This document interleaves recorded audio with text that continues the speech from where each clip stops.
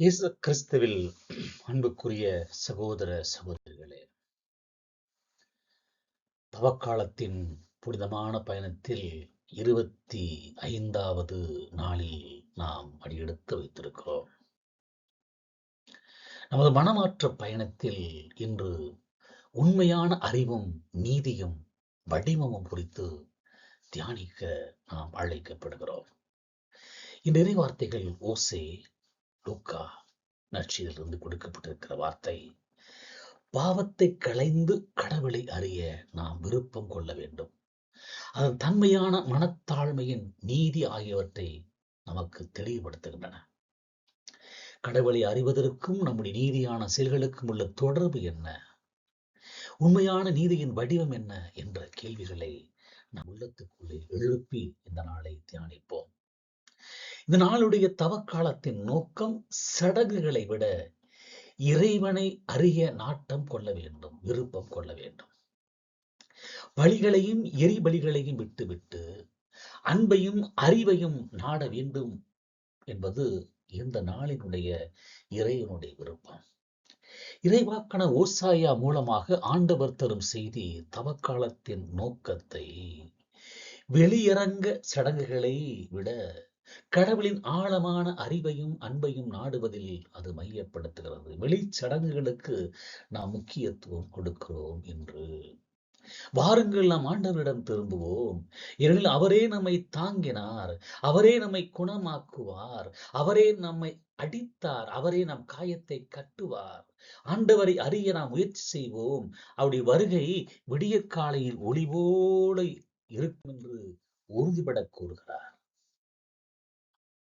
இங்கே இஸ்ராயல் மக்கள் ஆண்டவரை நோக்கி திரும்புவது என்பது வெறுமனே 2 நாட்களுக்கு பிறகு குணமாக்குவது போலவும் 3ஆம் நாளில் எழுப்பப்படுவது போலவும் ஒரு சடங்கு போலவும் நினைத்தனர்.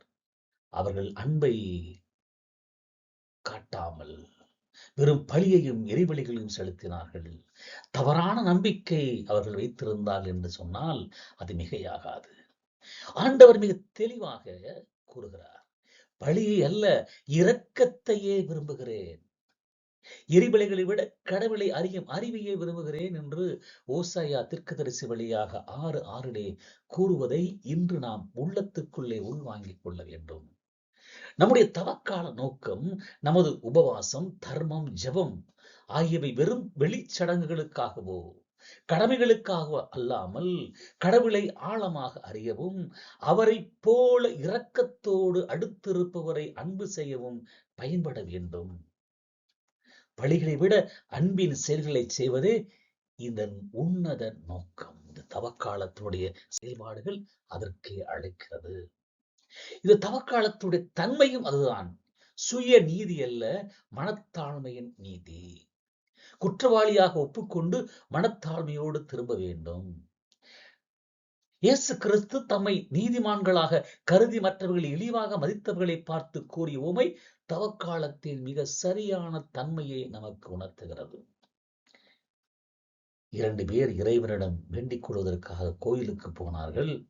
ஒருவர் பரிசேயர், மற்றவர் வரிதண்டுவர். கடவுளே, பாவியாக என் மீது இறங்கியருளும் என்று கூறி வருதண்டுவர் தன் மார்பில் அடித்து அடித்து மன்றாடுகிறார். ஆனால் பரிசேயர் எப்படி மன்றாடினார் என்பது நமக்கு தெரியாததா?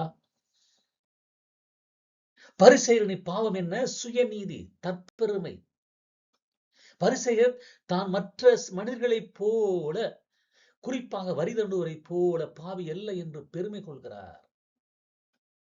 தான் வாரத்தில் 2 முறை நோன்பு இருப்பதையும் வருமானத்தில் 10 கொடுப்பதையும் பட்டியலிடுகிறார். அவருடைய ஜெபம் தன்னை புகழ்ந்து பேசுவதாகவும் மற்றவர்களை தீர்ப்பிடுவதாகவும் இருந்தது. இப்படி இன்று பலருடைய ஜெபம் இருக்கிறது. தன்னை போல்கிறார்கள், மற்றவர்களை தீர்ப்பிடுகிறார்கள். நான் உத்தமன், நான் தூய்மையானவன், நான் ஜெபிக்கிறேன், நான் ஜெபம் வல்லம், அவனைப்பார் அவளைப்பார் என்று பேசுவதை பார்க்கிறோம். இங்கே வரிதண்டுவர் நீதி என்ன? மனத்தாழ்மை. வரிதண்டுவர் தலை நிமிர்ந்த கூட துணியாமல் மார்பிலை அடித்துக் கொண்டு பாவியாகிய மீது இறங்கியருளும் என்று மட்டுமே ஜெபிக்கிறார். அவர் தன் பாவத்தை முழுமையாக உணர்ந்து கடவுளுடைய இரக்கத்தை மிகவும் உருக்கமாக நாடினார். அதுதான் தவக்காலத்தின் தன்மை. பரிசேயரைப் போல நாம் செய்யும் நீதியான செயல்களை பட்டியலிடுவதல்ல, மாறாக வரிதண்டுரைப் போல முழு தாழ்மையோடு நம்முடைய பாவங்களுக்காக மனம் வருந்தி கடவுளின் இரக்கத்தை மட்டுமே நாடுவதாகும். அதைத்தான் ஆண்டவர் சொன்னார். தம்மை தாமே உயர்த்துகிறவர் தாழ்த்தப்படுவார், தம்மை தாமே தாழ்த்துகிறவர் உயர்த்தப்படுவார். லூக்கா நற்செய்தி 18:14. இரக்கமின்மையும் சமூக தீர்ப்பிடுதலும் என்ற இறையியல் பார்வையாக இருக்க வேண்டும்.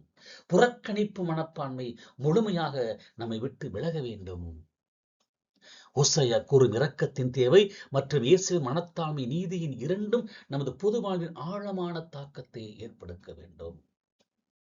இரக்கம் மனத்தாழ்மையாய் வரக்கூடிய நீதி.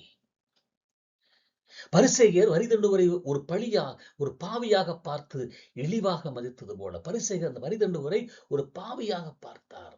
நமது பொது வாழ்வில் நாம் சமூகத்தால் ஒதுக்கப்பட்டவர்களை, வறுமையில் இருப்பவர்களை அல்லது தவறு செய்வர்களை அவர்கள் பாவியே, என் மீதுள்ள ஆசீர்வாதம் அவர்களுக்கு இல்லை என்ற சுயநீதியின் கண்ணோட்டத்தில் தீர்ப்பிடுகிறோம். நான் உயர்ந்திருக்கிறேன், ஆண்டவர் என்னை உயர்த்திருக்கிறார், இந்த ஆண்டவரை சாக்கு போக்கு சொல்லிக் கொள்கிறோம்.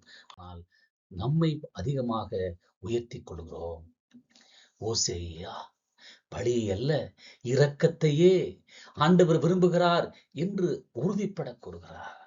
நமது தவக்கால செயல்கள் சமூகத்திற்கும் இரக்கமற்ற தீர்ப்பிடுதலை மாற்ற வேண்டும்.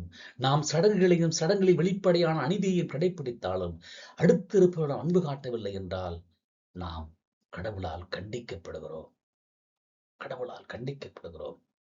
நம்முடைய தவக்கால பணி என்ன? மனத்தாழ்மையோடு தமது சொந்த பாவத்தை ஒப்புக்கொண்டு பரிசேயரைப் போல மற்றவர்களை தீர்ப்பிடுவதை விட்டுவிட வேண்டும். நாம் கடவுளை அறியும் போது ஆண்டவர் நம் மீது காட்டிய அளவற்ற இரக்கத்தை உணர்ந்து அதே இரக்கத்தை நமது சகோதர சகோதரர்களுக்கும் சமுதாயத்தில் ஒடுக்கப்பட்டோருக்கும் காட்டுவதே நம்முடைய உண்மையான நீதி. இறுதியாக அன்புக்குரியவர்களே, தவக்காலத்தில் 25வது நாளிலே பயணித்துக் கொண்டிருக்கிற நாம் கடவுளை அறிவதில் நிலைத்திருப்போமா? இரக்கத்தை விரும்பி தாழ்மையோடு கடவுளிடம் திரும்புவோமா? ஓசேயா கூறுவது போல பழியை அல்ல, இரக்கத்தையே விரும்பி கடவுளை ஆழமாக அறிய முயற்சி செய்வோமா? நிறைய பேர் இன்னும் மேலோட்டமாக விளிம்பிலே நிற்கிறோம். வரி தண்டோரை போல நம்முடைய நீதியை பற்றி பெருமை கொள்ளாமல் பாவியாக என் மீது இறங்கும் என்று ஆண்டவரிடம் அர்ப்பணிப்போமா? நாம் தாழ்மையோடு மனமாற்றம் செய்யும் போது கடவுளின் இரக்கத்தை பெற்று நீதிமான்களாக வீடு திரும்புவோம். உதாரி மைந்தனை போல நாமும் ஆண்டவருடைய அன்பிலே நிலைத்திருப்போம்.